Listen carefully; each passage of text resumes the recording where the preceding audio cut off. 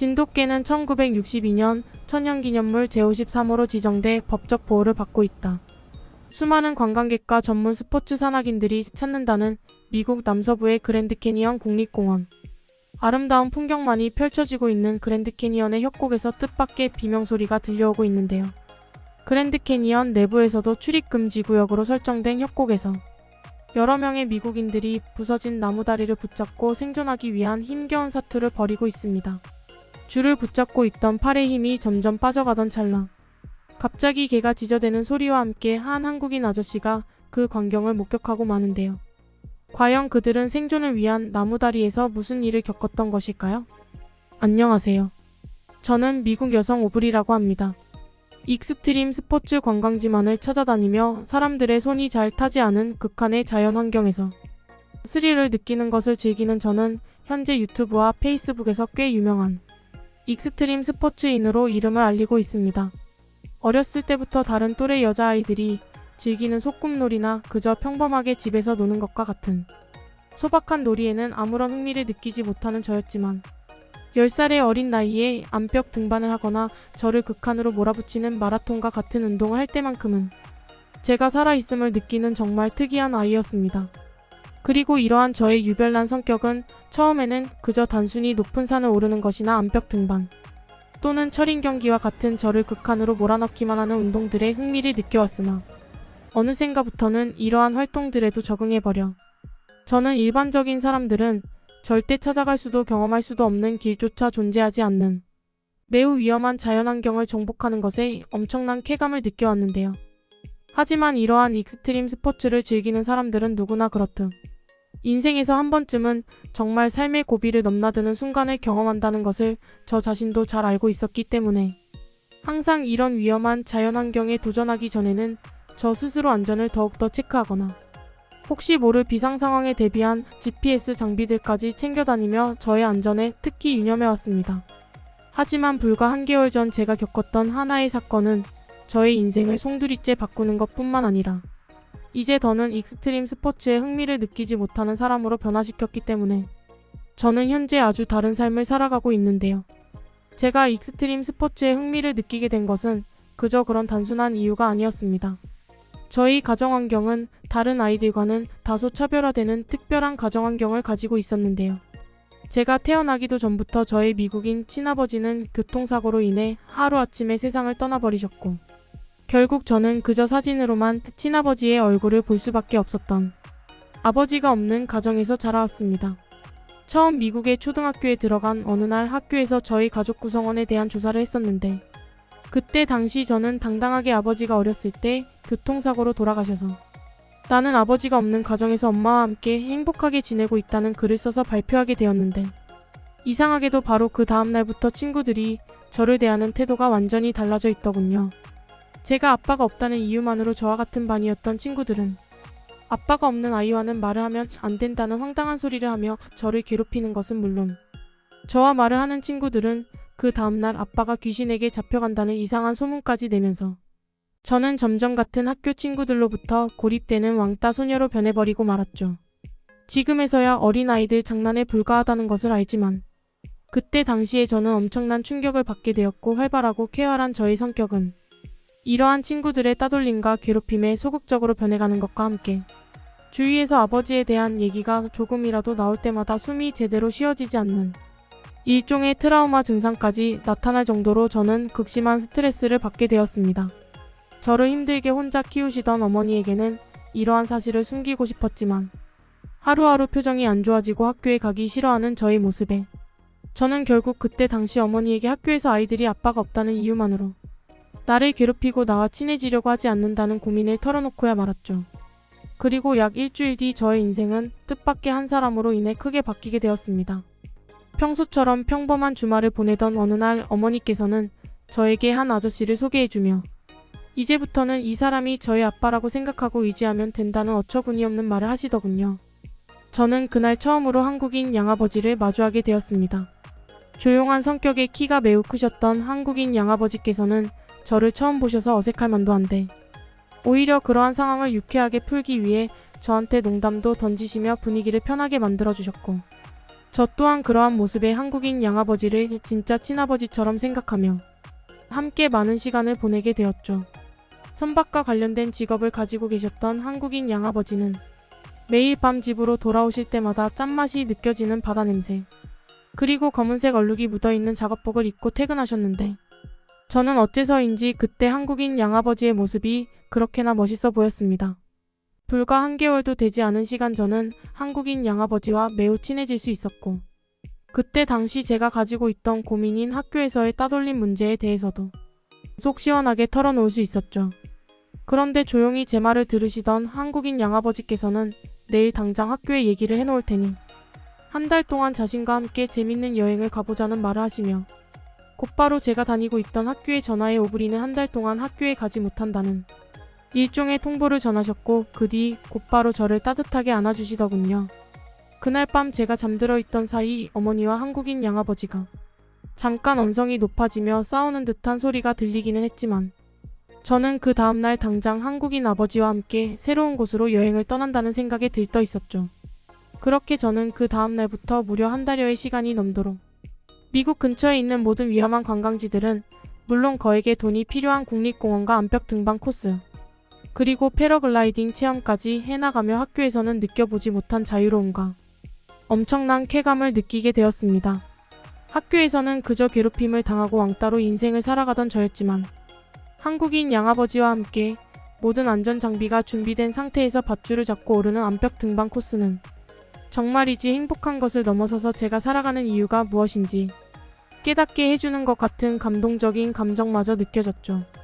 그때 당시 이제 10살이 넘은 여자아이에 불과한 저였기에 제가 위험한 관광지에 등장할 때마다 그곳에 있던 대부분의 관광객분들은 저에게 이런 곳을 와도 무섭지 않냐는 말을 거의 매번 들었을 만큼 저는 한국인 양아버지와 함께 신체와 정신을 단련하는 매우 힘든 익스트림 스포츠들을 하나둘씩 정복하기 시작했습니다. 학교에서는 그 누구도 가르쳐주지 않았던 텐트를 치는 법이나 암벽 등반을 시도할 때 필요한 각종 안전 장비를 준비하는 법부터, 등산을 하다가 밖에서 자야 될 때에는 어떤 식으로 체력을 충전해야 되는지와 같은 전문 모험가로서의 지식을 저는 한국인 양아버지로부터 하나둘씩 배워나갔고, 어째서인지 그러한 지식을 익히고 저 자신을 극한의 체력 상황으로 몰아넣는 모험의 과정들을 경험해 나가며 저는 점점 외면과 내면이 강해지기 시작했습니다. 처음 한 달 동안만 계획 일정이었지만 저는 무려 한국인 양아버지와 함께 3개월이 넘는 시간을 단 한 번도 집으로 돌아오지 않고 전부 그곳 여행지에서의 숙박시설에 머무르거나 외부의 텐트에서 지내는 생활을 이어나갔을 정도로, 그때 당시 한국인 양아버지는 자신만의 특별한 교육 철학이 매우 뚜렷한 사람인 것 같았죠. 그런데 어째서인지 3개월 만에 다시 집으로 돌아왔을 때 마치 오랜 시간 동안 사람의 손이 타지 않은 듯한 느낌이 들 정도로 다시 돌아온 집은 아무런 온기가 느껴지지 않았습니다. 그리고 저희를 따뜻하게 반겨주어야 할 어머니의 모습조차 보이지 않았죠. 그때 당시 저는 그저 나이가 어린 학생에 불과했기 때문에 아무런 생각이 없었지만, 한국인 양아버지는 무언가 심각한 생각에 잠긴 듯 각종 안전장비와 캠핑용 장비조차 정리하지 않은 상태로 주방 식탁에 앉아 머리를 감싸쥐고는 생각에 빠지시더군요. 그 후 저는 그 다음날부터 다시 학교를 나가게 되었고, 어째서인지 친구들은 오랜만에 돌아온 저를 매우 반갑게 대해주면서 검게 타버린 저의 얼굴을 보고는 3개월 동안 어디를 여행 다녔냐는 질문이 쏟아지면서 저는 학교의 스타가 되고 말았습니다. 다시 돌아왔을 때도 저를 괴롭히는 사람이 있으면 어떻게 하지라는 생각이 아주 잠깐 들기는 했지만, 그러한 생각은 전혀 필요 없을 정도로 학교에 있던 친구들은 저와 친해지고 싶어서 안달이었죠. 하지만 진짜 문제는 따로 있었습니다. 저와 한국인 양아버지가 집으로 돌아오고 약 일주일 정도가 흘렀을 때 집으로 돌아오지 않던 어머니께서는 전혀 처음 보는 미국인 아저씨와 함께 집으로 돌아오셨습니다. 저는 그저 어머니의 친구라고 생각했지만 지금 와서 생각해보니 그것은 그렇게 단순한 문제가 아니었죠. 한국인 양아버지와 많은 대화를 나누신 어머니께서는 잠들어 있던 저를 깨우시더니 이제 한국인 아저씨는 일 때문에 다시 먼 곳으로 떠나야 된다는 말을 하시며 마지막 작별 인사를 하라고 알려주셨고, 저는 도저히 이해할 수 없는 상황에 한국인 양아버지를 끌어안고는 이유를 알 수 없는 눈물만 흘렸습니다. 그리고 그날 어머니께서는 한국인 양아버지와 법적으로 이혼 절차를 밟으셨고, 그날 제가 본 한국인 아버지의 모습이 마지막이었죠. 그 후 10년이라는 시간이 흐르며 저는 여전히 한국인 아버지에게 배운 대로 혼자 익스트림 스포츠를 즐기고 있었고, 다른 사람과 재혼해버린 어머니에게 크게 실망한 저는 어머니마저 떠나 홀로 살아가게 되었습니다. 이제는 20대가 되어버린 저에게 어린 시절 한국인 양아버지가 가르쳐주신 캠핑 기술들은 이제는 삶의 목적이 되어버렸을 정도로 성장하게 되었지만, 제 옆에는 그때의 한국인 아버지가 존재하지 않았죠. 가끔 한국인 양아버지가 그립기는 했지만 어디 있는지도 모를 그를 찾기는 쉽지 않았고, 결국 저는 가족들과의 모든 인연을 끊고 혼자 익스트림 스포츠를 즐기는 영상을 찍으며 그것으로 돈을 버는 유명인으로 성장하게 되었습니다. 그리고 여느 때와 다름없이 같은 익스트림 스포츠 크루의 친구들과 함께 그랜드 캐니언에서도 사람들이 드나들지 않는 지역으로 모험을 떠나기로 한 날이었습니다. 그저 단순한 암벽 등반용 영상을 찍기 위해 그곳을 선택한 것이었기에 저와 친구들은 별다른 안전 장비를 챙기지 않은 채 그랜드 캐니언 출입금지 구역에 있는 공원 관계자들만이 다닐 수 있는 나무다리를 건너고 있었죠. 그 나무다리만 건너면 사람들이 드나들지 않는 암벽 코스에 도착할 수 있었기 때문에 그곳은 무조건 건너가야만 하는 곳이었는데, 저를 포함한 모든 크루원들이 중간쯤 도달했을 때 갑자기 나무다리의 한쪽 줄이 끊어지며 저의 발은 나무 발판에서 떨어졌고, 가까스로 위쪽에 있던 줄만을 잡은 채 견디는 위험한 사고 상황이 터지고야 말았습니다. 평소에도 몇 번이나 드나드는 곳이었기에 완전히 방심한 사이 벌어진 일이었고, 순간적으로 줄이 끊어지는 충격으로 모든 안전장비들이 발밑 쪽에 강에 빠져버린 위기의 상황이었습니다.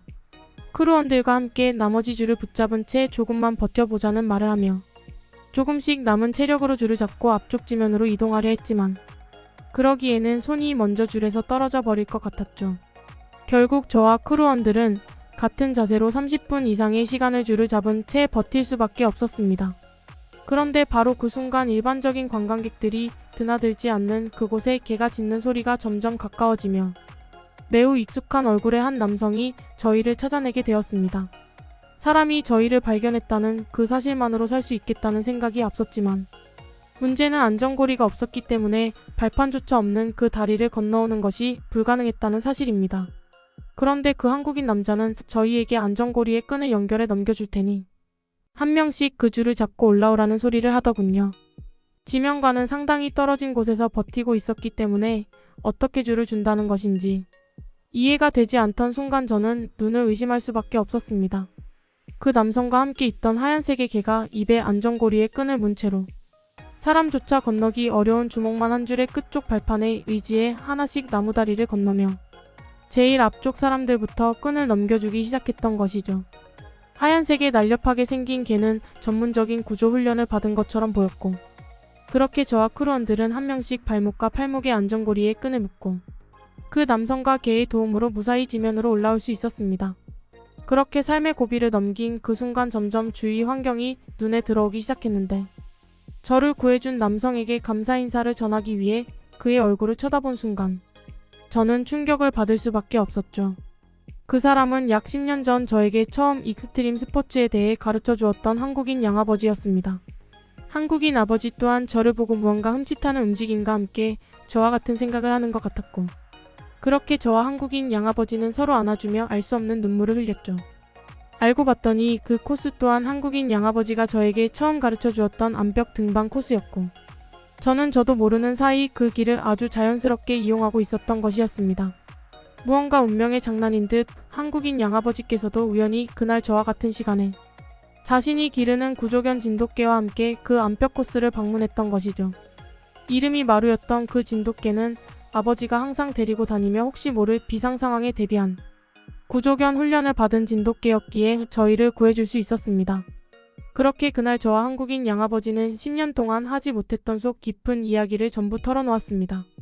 저에게 세상을 가르쳐주는 그 3개월의 시간 동안 친어머니는 다른 미국인 아저씨와 또 다른 재혼을 약속해버린 것이었고, 그때 당시 한국인 아버지에게 이혼을 통보했다는 사실을 저는 뒤늦게서야 알게 되었습니다. 지금은 한국에서 살고 있다는 한국인 양아버지는 회사에서의 휴가 기간에 맞춰 그랜드 캐니언에 방문했던 것이라는 말을 하면서 저보고 정말 운이 좋았다며 왜 안전장비를 몸에 걸지 않았냐고 엄청난 화를 내시더군요. 그 후 저와 한국인 양아버지는 3개월에 1번 정도는 함께 만나 10년 전 저의 세상 교육과 똑같았던 익스트림 스포츠를 즐기고 있습니다. 또 그날 저의 목숨을 구해주었던 진돗개 마루는 미국에서 저와 함께 지내고 있죠. 물론 이제는 너무 위험한 곳은 가지 않고 그저 일반적인 관광객들도 이용할 수 있는 평범한 관광 수준의 익스트림 스포츠를 한국인 아버지와 함께 즐기고 있습니다. 그날 저를 구해주었던 진돗개 마루와 한국인 양아버지가 없었다면 아마 저는 지금 이 글을 쓸 수도 없었을 것이기 때문에 저는 한국인 양아버지를 저의 친아버지로 생각하며 최종적으로는 함께 한국에서 살아갈 또 다른 목표를 이루기 위해 오늘도 노력하고 있죠. 운명 같은 좋은 인연이네요. 계속해서 인연 잘 이어가셔서 행복했으면 좋겠습니다.